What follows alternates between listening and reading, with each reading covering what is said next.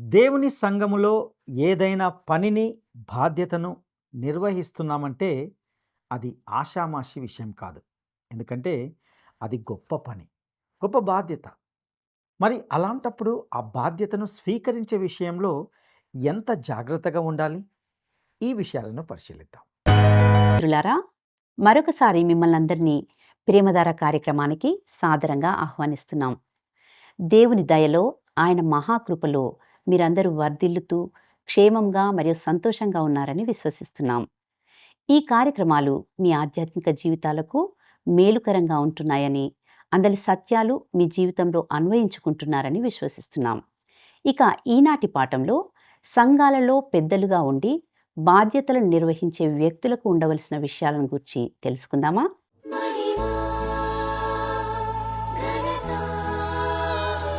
స్తుతియు స్తోత్రం తండ్రి కుమార శుద్ధాత్మలకు నిరతం మహిమా ఘనత.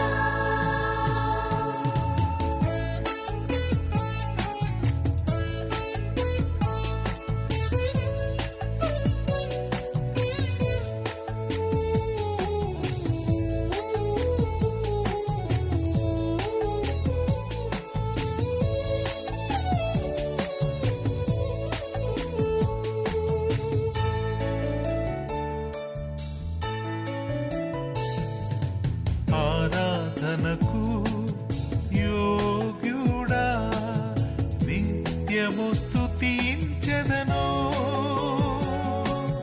నీ మేలులను మరువకనే ఎల్లప్పుడు స్తుతి పాడెదను.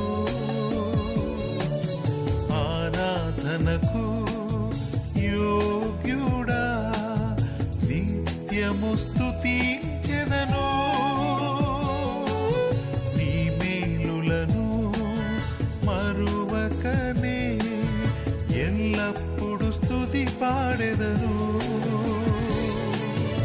ఆరాధనా ఆరాధనా ఆరాధనా ఆరాధనా, నీ మేలులకై ఆరాధనా, నీ దీవెనకై ఆరాధనా, నీ మేలులకై ఆరాధనా, నీ దీవెనకై ఆరాధనా. ఆరాధనా ఆరాధనా ఆరాధనా ఆరాధనా.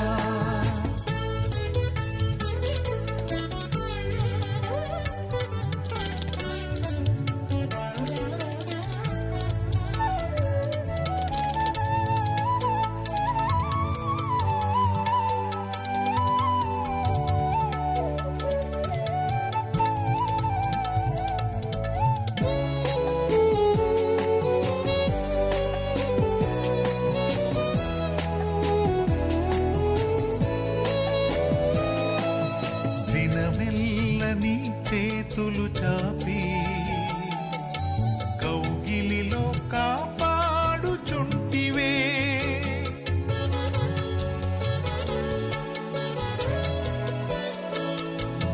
దినమెల్ల నీ చేతులు చాపి నీ కౌగిలిలో కాపాడుచుంటివే, నీ ప్రేమ నీ జాలి నీ కరుణకై నా పూర్ణ హృదయముతో సన్నుతింతును, నీ ప్రేమ నీ జాలి నీ కరుణకై నా పూర్ణ హృదయముతో సన్నుతింతును.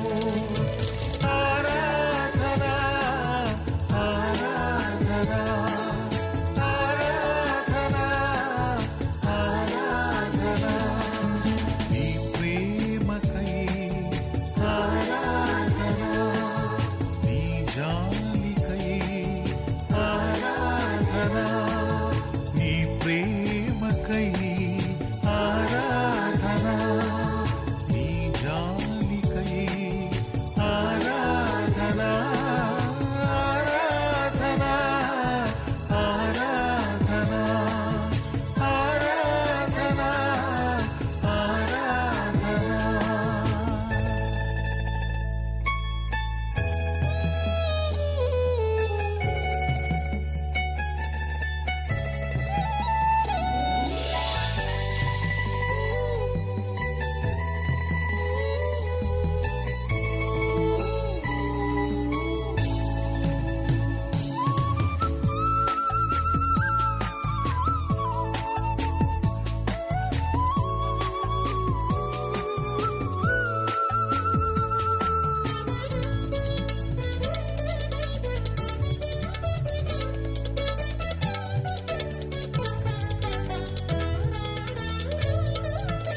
ధనవంతులుగా చేయుటకు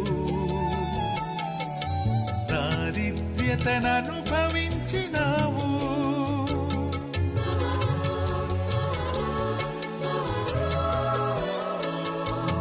ధనవంతులుగా చేయుటకు దారిద్ర్యతననుభవించినావు. హెచ్చించి ఘనపరచిన నిర్మలాత్ముడా, పూర్ణాత్మ మనస్సుతో కొనియాడెదను. హెచ్చించి ఘనపరచిన నిర్మలాత్ముడా, పూర్ణాత్మ మనస్సుతో కొనియాడెదను.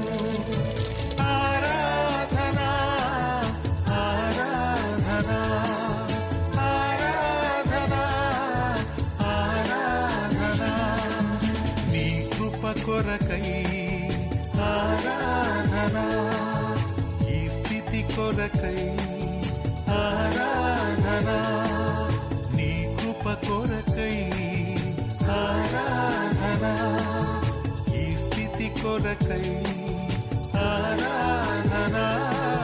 ఆరాధనా ఆరాధనా ఆరాధనా ఆరాధనా ఆరాధనకు యోగ్యుడా, నిత్యము స్తుతించెదను. నీ మేలులను మరువకనే ఎల్లప్పుడు స్తుతి పాడెదను. ఆరాధనకు యోగ్యుడా, నిత్యము స్తుతించెదను.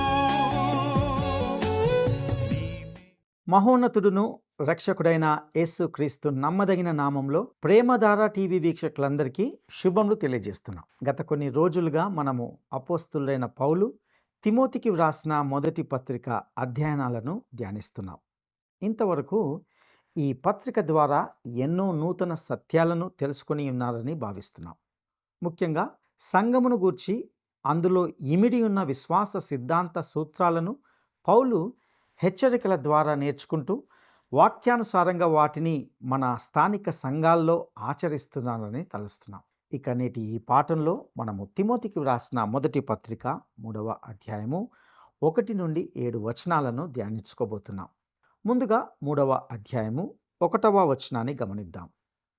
ఎవడైనను అధ్యక్ష పదవిని ఆశించిన ఎడల అట్టివాడు దొడ్డ పనిని అపేక్షించుచున్నాడని మాట నమ్మదగినది. ప్రియులారా, ఈ వచనంలో నమ్మదగినది అను మాటను విశ్వసనీయమైనదిగా తర్జుమా చేస్తే సరి అయినదిగా ఉంటుందేమో అని నా భావన. మరొక మాటల్లో చెప్పాలంటే ఈ మాట కాల పరీక్షను ఎదుర్కొని నిలుస్తుంది. అదేవిధంగా ఈ మాటపై మనము సులువుగా ఆధారపడగలం కూడా. ఇక ఈ వచనంలోనే ఎవడైనను అధ్యక్ష పదవిని ఆశించిన ఎడల అనే మాటను మనము గమనిస్తాం. ఈ మాట ఎవడైనను అధ్యక్ష పదవిని వెదుకుతున్నట్లయితే అనే అర్థాన్ని ఇస్తుంది. అనగా సంఘంలోని పనిని లేదా బాధ్యతను క్రమంగా వెదుకుతున్నారనే అర్థం అందులో దాగి ఉంది. ఆ పదవికి లేదా ఆ పనికి అర్హతలు ఉన్నవారు ఆ పనిని వెదకడం మంచిదే అని నేను భావిస్తాను.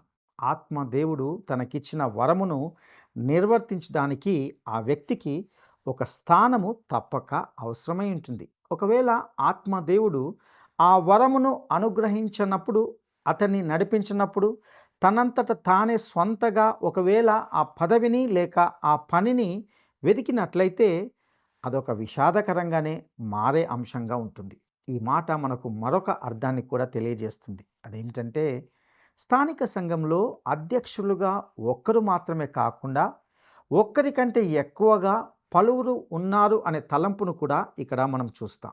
అధ్యక్ష పదవి లేక బిషప్ యొక్క పదవి అనే మాటను కూడా ఈ వచనంలో మనము గమనించగలం. అధ్యక్షుడు లేక బిషప్ అనే పదము ఎంతో కాలంగా తప్పుగా తర్జుమా చేయబడుతూ వస్తుంది. వివిధ రకాల గుంపుల వారు వివిధ అర్థాలతో తర్జుమా చేస్తూ వచ్చారు. సంఘ పరిపాలనలో ఎపిస్కోపల్ అనగా బిషప్ పరిపాలన విధానాన్ని అనుసరించేవారు ఈ బిషప్ అనే పదంపై మరీ ఎక్కువగా నొక్కి చెప్తూ తర్జుమా చేశారు. వాస్తవానికి బిషప్ అనే పదానికి సాధారణంగా పర్యవేక్షకుడు లేక పర్యవేక్షణ చేయువాడు అని అర్థం. పై విచారణకర్త. ఆదిమ సంఘంలో పాస్టర్ గారు 4 విభిన్నమైన పేర్లతో పిలువబడేవారు. 1 పెద్ద లేక ప్రెస్బిటర్, 2 కాపరి లేక పాస్టర్, 3వది పర్యవేక్షకుడు లేక బిషప్, 4వదిగా సేవకుడు లేక పరిచర్య జరిగించువాడు అనే పేర్లతో పిలువబడ్డాడు. ప్రియులారా, ఇక్కడ ఒక ముఖ్యమైన విషయాన్ని గమనించాలని నేను ఆశిస్తున్నాను. సంఘ కాపరి అనేవాడు ఎప్పుడు కూడా రెవరెండ్గా పిలువబడలేదు. ఇటువంటి పేరును బైబిల్ గ్రంథం కూడా ప్రోత్సహించదు. ఎందుకంటే రెవరెండ్ అనే పదానికి అర్థము భయంకరుడు, భయమును కలిగించువాడు అని అర్థం. ఈ పేరు కేవలము దేవునికి మాత్రమే చెందాలి. పెద్దలు మరియు బిషప్ అనే 2 పదాలు కూడా ఒకే అర్థాన్ని ఒకే వ్యక్తికి వర్తిస్తాయని చెప్పగలను. ఎపిస్కోపల్ లేక బిషప్ పరిపాలన విధానంలో ఉండేవారు ఈ నా మాటలతో పూర్తిగా అంగీకరించరని కూడా నాకు తెలుసు. పెద్దలు అనే పదం గ్రీకు భాషలో ప్రెస్బిటర్ అని పిలువబడింది. ఈ పదము పరిణితి చెందిన వ్యక్తి అయి ఉండాలని, ఆ పదం పని చేస్తున్న వ్యక్తిని, బిషప్ అనే పదం ఆ వ్యక్తి చేస్తున్న పనిని లేక బాధ్యతను సూచిస్తుందని నేను నమ్ముతున్నాను. కాబట్టి ఈ 2 పదాలు ఒకే వ్యక్తిని లేదా ఒకే పనిని సూచిస్తున్నాయి. ప్రియులారా, మరొక విషయాన్ని జాగ్రత్తగా గమనించాలని మిమ్మల్ని కోరుకుంటున్నాను. ఏ బిషప్ కూడా ఆదిమ సంఘంలో ఇతర పెద్దల పైన లేదా బిషప్ల పైన అధికారం చెలాయించలేదు. అతడు సంఘాలపై అధికారం చెలాయించలేదు. అటువంటి పరిపాలన విధానం దేవుని వాక్యంలో మనము ఎక్కడా కనుగొనము. అనేక సంఘాలు స్థాపించిన పౌలు కూడా తనను తాను ఒక బిషప్గా చెప్పుకోవడం కానీ లేదా సంఘాలపై అధికారం కలిగి ఉన్నానని చెప్పడం కానీ మనము ఎక్కడ కూడా చూడము. సేవకుడు ఉన్నది సేవ చేయడానికే కానీ అధికారం చేయడానికి కాదు. ఇక ఈ వచనంలో మరొక మాట ఏమిటంటే దొడ్డ పనిని అపేక్షించుచున్నాడు. దీని భావం ఏమిటంటే సంఘంలో సేవ చేయడానికి అతడు ఒక స్థానాన్ని వెతుకుతున్నాడు. ఇక తిమోతికి వ్రాసిన మొదటి పత్రిక 3వ అధ్యాయము 2వ వచనాన్ని మరియు 3వ వచనంలోని మొదటి భాగాన్ని గమనిద్దాం. అధ్యక్షుడగువాడు నిందారహితుడును, ఏకపత్ని పురుషుడును, మితానుభవుడును, స్వస్థబుద్ధి గలవాడును, మర్యాదస్తుడును, అతిథి ప్రియుడును, బోధింప తగిన వాడునయుండి. ప్రియులారా, ఇక్కడ మనకు ఒక పెద్దలో అనగా సంఘములో అధ్యక్షునిలో ఉండవలసిన సానుకూలమైన లక్షణాలు ఇవ్వబడ్డాయి. అతడు ఏ విధంగా ఉండాలో తెలియజేసేవి. వాటిని ఒకసారి గమనిద్దాం. మొదటగా అతడు నిందారహితుడై ఉండాలి. నిందారహితుడు అనే మాటలో అర్థం చేసుకోవాల్సిన విషయం ఏమిటంటే మీరు సంఘంలో ఏదైనా పదవిని చేపట్టినప్పుడు మీపై నిందలు రావడం సహజం. కానీ ముఖ్యమైన విషయం ఏమిటంటే ఆ నిందలు నిజం కావు. అతడు నిందించబడిన విషయాల్లో నిరపరాధిగా నిలవగలిగే వాడై ఉండాలి. ఒక సంఘ కాపరి ఒక సంఘానికి క్రొత్తగా పాస్టర్గా నియమింపబడిన కొద్ది రోజులకే మరొక సీనియర్ చర్చి పాస్టరు ఇద్దరు ఒక దగ్గర కలుసుకోవడం జరిగింది. అప్పుడు ఆ క్రొత్తగా నియమింపబడిన మొదటి సంఘ కాపరి 2వ కాపరితో ఈ రీతిగా అన్నాడు, ఆ గొప్ప చర్చిలో పాస్టర్గా ఉండడం ఎలా ఉంది అని అడిగాడు. అందుకు ఆ క్రొత్త పాస్టర్ గారు, ఇది నాకు ఒక అద్భుతమైన అవకాశం, కానీ నేను చాలా విచిత్రమైన పరిస్థితిలో ఉన్నాను. నేను అనేక అభియోగాలకు గురి అవుతున్నాను, కానీ నేను కొన్ని విషయాలను ఎదుర్కోలేకపోతున్నాను. ప్రతి ఒక్కరికి జవాబులు ఇవ్వడానికి నేను నా విలువైన సమయం మొత్తం వెచ్చించలేను కదా. కాబట్టి నేను దేవుని వాక్యాన్ని ప్రకటిస్తూ వారికి జవాబులు ఇవ్వకుండా ప్రయత్నించకుండా ఉండడానికి నిర్ణయించుకున్నాను అని చెప్పాడు. అప్పుడు ఆ 2వ కాపరి అన్నాడు, మీపై వచ్చిన నిందలు నిజం కాకపోవడం గురించి మీరు సంతోషించండి అని అన్నాడు. నిజమే ప్రియులారా, కాపరి అనేవాడు అలాంటి స్థితిలో ఉండడం మంచిది. ఒక కాపరి లేదా ఒక అధ్యక్షుడు, ఒక పెద్ద మరియు ఒక బిషప్ అని పిలువబడే ప్రతి వ్యక్తి కూడా అలాంటి వానిగానే ఉండాలి. అలాంటి వాడే కావాలి. నిందారహితుడుగా ఉండాలి. అభియోగాలు వచ్చినా నిందించబడినా నిరపరాధిగానే ఉండాలి. ఇక అధ్యక్షునిగా ఉండవలసిన మరొక అర్హత ఏమిటంటే అతడు ఏకపత్ని పురుషుడై ఉండాలి. దీన్ని 2 విధాలుగా అర్థం చేసుకోవచ్చు. ఇది అతడు వివాహితుడు కావాలని అర్థం చేసుకోవచ్చు. పౌలుకు ఇదే ఉద్దేశం ఉండవచ్చని నా అభిప్రాయం. బహుశా మీరు పౌలుకు వివాహం కాలేదు కదా అనవచ్చు. పౌలు వివాహితుడై ఉండి అతని భార్య మరణించి ఉండవచ్చనేది నా నమ్మకం. అతడు వివాహం కాకుండా సన్హెద్రిన్ సభలో సభ్యుడు కాలేడు. అతడు తాను ఒక అపోస్తులుడుగా తన ప్రయాణాల కారణంగా మళ్ళీ వివాహం చేసుకోకుండా ఉండి ఉండవచ్చు. నాకు తెలిసిన ఒక సేవకుడు ఒక సంఘానికి పాస్టర్గా నియమించబడినప్పుడు అతనికి వివాహం కాలేదని తన స్నేహితుల్లో ఒక స్నేహితుడు అతన్ని తరచుగా ఎగతాళి చేస్తూ వివాహం కాని వాడికి పాస్టర్ కావడానికి అర్హత లేదని చెప్పేవాడు. ఈ వాక్యాన్ని ఉపయోగించి నీవు ఏకపత్ని పురుషుడుగా ఉండాలి అనేవాడు. అయితే ఇక్కడ ప్రాథమిక అర్థం ఏమిటంటే బిషప్ లేదా పెద్ద లేదా అధ్యక్షుడు అనేవాడు ఇద్దరు భార్యలను కలిగిన వాడుగా ఉండకూడదు. పౌలు కాలంలో బహుభార్యత్వం సాధారణంగా ఉండేది మరియు ద్విభార్యత్వం ఖచ్చితంగా విరివిగా ఉండేది. చర్చిలోని పెద్ద తప్పకుండా ఏకపత్ని పురుషుడు అయి ఉండాలి అని పౌలు ఎంతో ఖరాఖండిగా చెప్పాడు. కాబట్టి సంఘానికి సేవకుడు, పెద్ద, అధ్యక్షుడు అనే వ్యక్తి ఏకపత్ని పురుషుడై ఉండాలి. ఇక మరొక అర్హత ఏమిటంటే అతడు మితానుభవుడై ఉండాలి. అంటే నెమ్మది అయినవాడు అని అర్థం. సంఘ పెద్ద శాంతముగా ఉండి అనుమానించే విధంగా ప్రవర్తించకూడదు. అతడు తన శాంతిని కాపాడుకునేవాడు కావాలి. అదేవిధంగా సంఘ పెద్దకు అనగా కాపరికి ఉండవలసిన మరొక అర్హత ఏమిటంటే అతడు స్వస్థ బుద్ధి గలవాడై ఉండాలి. అంటే తెలివిగా లేదా గంభీరంగా ఉండేవాడు. అతడు తన పనిని చులకనగా తేలికగా కాకుండా చాలా తీవ్రంగా తీసుకునేవాడు. దీని అర్థం సంఘ పెద్దకు హాస్యభావం ఉండకూడదని కాదు, కానీ అతడు తన పదవిని గంభీరంగా గౌరవప్రదమైనదిగా తీసుకునేవాడు కావాలి. ఇక మరొక అర్హత ఏమిటంటే అతడు మర్యాదస్తుడై ఉండాలి. సంఘ పెద్ద లేదా కాపరి అనేవాడు తన ప్రవర్తనలో క్రమబద్ధంగా ఉండేవాడు కావాలి. అతడు సందేహాస్పదమైన పనులు చేయకూడదు. నాకు తెలిసిన ఒక సేవకుడు తన అజాగ్రత్త కార్యాల వల్ల చాలా ఇబ్బందులు పడ్డాడు. అతని సభ్యుల్లో ఒక మహిళతో అతనికి సంబంధం ఉందని పుకార్లు ఉండేవి. నాకు అనేక మూలల నుండి వచ్చిన సమాచారం ప్రకారము అతడు నిర్దోషి అని నమ్మకం. కానీ అతడు తన ప్రవర్తనలో ఖచ్చితంగా అజాగ్రత్తగా ఉన్నాడు. అతడు ఒక యవన సేవకుడు మరియు తరచుగా చర్చి సామాజిక సమావేశాల్లో అతడు వేళాకోళంగా హాస్యంగా మరొక మనిషి భార్యను తనతో ఇంటికి తీసుకుపోతానని చెప్పేవాడు. అతడు ఆమెను ఆమె ఇంటి వద్ద వదిలి తర్వాత తన ఇంటికి వెళ్ళేవాడు. ఇవన్నీ చాలా వేళాకోళంతో జరిగేవి. కానీ కొంతమంది ప్రజలు దీని గురించి పలువలు చిలువలుగా మాట్లాడడం ప్రారంభించారు. నా అభిప్రాయం ప్రకారము ఒక సంఘ పెద్దగా లేదా సేవకుడిగా అతని ప్రవర్తన పూర్తిగా నిందలకు ఆస్కారం ఇవ్వకుండా వాటికి అతీతంగా ఉండాలి. వేళాకోళం ఉండొచ్చు, కానీ అది సందేహాస్పదమైన కార్యకలాపాలకు దారి తీయకూడదు. ఇక సేవకునికి అనగా సంఘానికి పెద్ద లేదా కాపరిగా ఉండే వ్యక్తి అతిథి ప్రియుడై ఉండాలి. అంటే ఎక్కువ ఆతిథ్యశీలత కలిగిన వ్యక్తిగా ఉండాలి. అతడు తన తోటి సేవకుడిని లేదా ఇతర సంఘ సభ్యులను భోజనానికి ఆహ్వానించగలిగే వ్యక్తిగా ఉండాలి.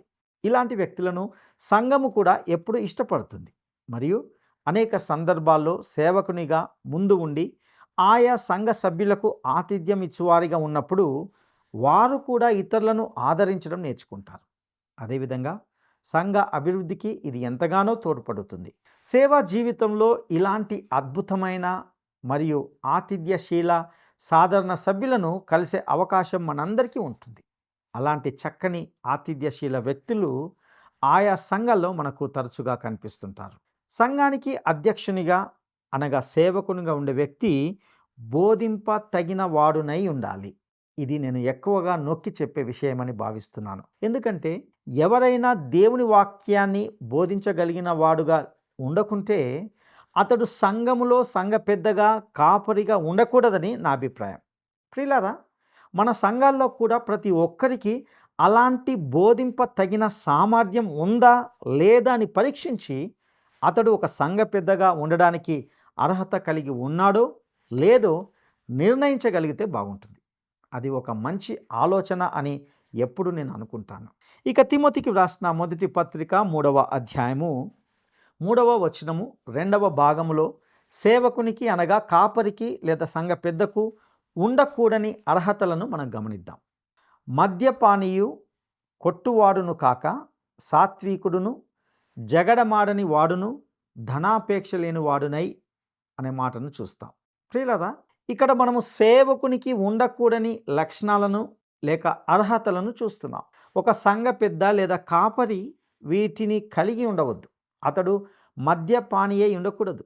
అనగా అతడు మద్యాన్ని సేవిస్తూ మద్యపానానికి అలవాటు పడినవాడు కాకూడదు. ఇక సేవకునికి ఉండకూడని మరొక విషయం ఏమిటంటే అతడు కొట్టువాడై ఉండకూడదు. అనగా అతనికి హింసాత్మకమైన లేదా జగడాలాడే స్వభావం ఉండకూడదు. ఇక సేవకునిగా ఉండకూడని మరొక శ్రేష్టమైన విషయము ఏమిటంటే అతడు ధనాపేక్ష లేనివాడై ఉండాలి. అనగా అతనికి డబ్బు మీద ప్రేమ ఉండకూడదు. బైబిల్లో అనగా అపోస్తలుడైన పౌలు ఇదే పత్రికలో అనగా 1 తిమోతి పత్రిక 6వ అధ్యాయము 10వ వచనంలో చెప్పినట్లుగా ధనాపేక్ష సమస్తమైన కీడులకు మూలం. ఒక సంఘ పెద్ద అనగా సంఘ కాపరి తన డబ్బును లేదా చర్చి డబ్బును ఎలా నిర్వహిస్తాడో అనేది ఎంతో ప్రాముఖ్యమైన విషయం. కొన్నిసార్లు అది అతన్ని పెద్ద ఇబ్బందులోకి తీసుకెళ్ళవచ్చు. ఇక సేవకునికి ఉండవలసిన మరొక లక్షణం ఏమిటంటే అతడు సాత్వికుడై ఉండాలి. అంటే సహేతుకమైన వ్యక్తిగా ఉండాలి. అతడు వివేకవంతుడై ఉండాలి. ఎవరితోనైనా హేతుబద్ధంగా చక్కగా మాట్లాడగలిగి మంచి ఆలోచనతో ముందుకు వెళ్ళగలిగే వ్యక్తిగా ఉండాలి. ప్రియులారా, సంఘ పెద్దగా సంఘ కాపరిగా ఉండకూడని మరొక లక్షణం ఏమిటంటే అతడు కలహ ప్రియుడు కాకుండా ఉండాలి. అనగా అతడు వివాదాలను రేకెత్తించే వ్యక్తి కాకూడదు. సంఘంలో నిరంతరం ఇబ్బందులను సృష్టించే వ్యక్తులను ఎప్పుడు పెద్దలుగా కాపరులుగా ఉండడానికి ఎన్నుకోకూడదు. నేటి దినాల్లో అనేక సంఘాల్లో పెద్దలు కాపరులు ఎంతో బహిరంగంగా పోట్లాడుకుంటున్నారు. ఇది ఎంతో బాధాకరమైన విషయం. ఇక సంఘ పెద్దకు అనగా కాపరి అనబడే సంఘ అధ్యక్షునికి ఉండవలసిన మరొక లక్షణం ఏమిటంటే అతడు దురాశ లేనివాడై ఉండాలి. ఈ మాట మనకు మళ్ళీ డబ్బు మీద ఉండే ఆశను సూచిస్తుంది. అనగా ఇది ఒక విగ్రహారాధనను కూడా సూచిస్తుంది. అంటే నిజానికి డబ్బును ఆరాధించే వ్యక్తిగా ఉండకూడదు అని దీని భావం. నాయకుడు లేదా కాపరి సంపదను అన్నిటికంటే ఎక్కువగా కోరుకునే వ్యక్తిగా ఉండకూడదు. అలాగూ చేయకూడదు. ఇక తిమోతికి రాసిన మొదటి పత్రిక 3వ అధ్యాయము 4వ వచనాన్ని గమనిద్దాం. సంపూర్ణ మాన్యత కలిగి తన పిల్లలను స్వాధీనపరుచుకొనుచు తన ఇంటి వారిని బాగుగా ఏలువాడునై ఉండవలెను.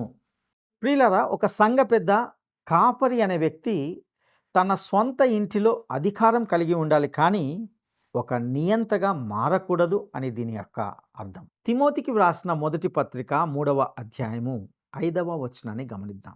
ఎవడైనను తన ఇంటి వారిని ఏలనేరక పోయిన ఎడల అతడు దేవుని సంఘమును ఎలాగు పాలించును? ఈ మాటలను గమనించారా? ఒక వ్యక్తి తన సొంత ఇంటిని నడిపించకపోతే అతడు దేవుని సంఘాన్ని ఎలా నడిపించగలడు? ఇక తరువాత వచనాన్ని మనం గమనిద్దాం. తిమోతికి వ్రాసిన మొదటి పత్రిక 3వ అధ్యాయము 6వ వచనం. అతడు గర్వాంధుడై అపవాదికి కలిగిన శిక్షావిధికి లోబడకుండునట్లు క్రొత్తగా చేరిన వాడై ఉండకూడదు. ప్రియులారా, ఈ వచనంలో క్రొత్తగా చేరిన వాడై ఉండకూడదు అనే మాటకు అర్థం ఏమిటి అంటే ఇటీవలే మార్పు చెందిన వ్యక్తిగా అతడు ఉండకూడదు. కొంతమంది ఒక్క వారం మార్పు చెందితే తర్వాత వారానికే చర్చి అధికారిగా నియమించబడతారు, లేదా తమను వాక్యం పంచుకోమని అడుగుతారు. వాస్తవానికి అతడు దానికి సిద్ధంగా ఉండడు. ఈ హెచ్చరిక ఈ రోజుల్లో కూడా మనం పాటించాల్సిందే. ఇటీవల క్రీస్తు కోసం నిర్ణయం తీసుకున్న ప్రముఖ వ్యక్తిని అనగా ఒక సెలబ్రిటీలా సాక్ష్యాలను ముందుకు తీసుకురావాలనే కోరిక చాలామందిలో సహజంగానే ఉంటుంది. అయితే విశ్వాసంలో క్రొత్తగా ఉన్నవారు తమకు తెలియని సిద్ధాంతాల గురించి మాట్లాడడానికి ప్రయత్నించినప్పుడు క్రీస్తు యొక్క కార్యము దెబ్బతింటుంది. ఇక ఈ వచనంలోనే అతడు గర్వాంధుడై అపవాదికి కలిగిన శిక్షావిధికి లోబడకుండునట్లు అనే మాటను మనం గమనిస్తాం. గర్వం అపవాదికి ఉన్న పెద్ద పాపం. అదేవిధంగా ఇది తరచుగా సంఘ పెద్దలు మరియు ప్రసంగికుల యొక్క పాపం కూడా. ఇది మన అందరికీ ప్రమాదకరమైనదే. ఈ పాపము గనుక మన సంఘములో అనగా చర్చిలో ఉంటే దానిని వెంటనే మనము తరిమివేయవలసిన అవసరత ఎంతైనా ఉందని మనము గ్రహించాలి. ఇక తిమోతికి వ్రాసిన మొదటి పత్రిక 3వ అధ్యాయము 7వ వచనాన్ని గమనిద్దాం. మరియు అతడు నిందాపాలై అపవాది ఉరిలో పడిపోకుండునట్లు సంఘమునకు వెలుపటి వారి చేత మంచి సాక్ష్యము పొందినవాడై ఉండవలెను. ప్రియులారా, ఈ వచనంలో వెలుపటి వారిచే అంటే సంఘానికి వెలుపల ఉన్నవారు అని అర్థం. మరొక మాటలో చెప్పాలంటే, ఒక వ్యక్తికి బయట చెడ్డ పేరు ఉంటే, అతడు అప్పులు చేసి చెల్లించకపోతే, నమ్మదగిన వాడు లేదా అబద్ధాలు ఆడే వ్యక్తి అయితే అతడు వెంటనే సంఘ పెద్దగా ఎంపిక అవడానికి అనర్హుడు. అతడు అలాంటి వ్యక్తి అయితే అతడు నిజంగా సైతాను యొక్క అభ్యర్థి.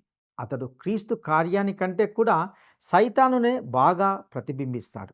నా ప్రియ సహోదరుడా, సహోదరి, ఇంతవరకు ఈ సందేశం ద్వారా సంఘంలోని పెద్దలు, నాయకులు, సంఘంలో బాధ్యతలు తీసుకునేవారు ఎలాంటి లక్షణాలు కలిగి ఉండాలో వాక్యానుసారమైన హెచ్చరికలను మనం గమనించాం. ఈ లక్షణాలను మన జీవితాలకు అన్వయించుకొని దేవుని యొక్క నమ్మకమైన సేవకులుగా, దేవుని చేతిలో బలమైన పనిముట్లుగా వాడబడుటకు సత్యవంతుడైన దేవుడు మనకు సహాయం చేయనుగాక. దైవాశీస్సులు.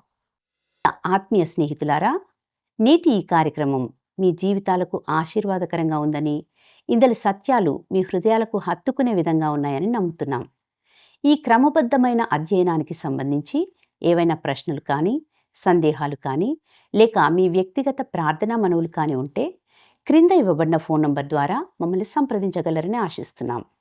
సర్వశక్తిమంతుడైన దేవుడు మీకు తోడయ్యుండి నడిపించునుగాక. ఆమేన్. ఈ కార్యక్రమం మీకు నచ్చిందా? అయితే వెంటనే మిస్డ్ కాల్ ఇవ్వండి. బహుమతి పొందే విజేత మీరే కావచ్చు.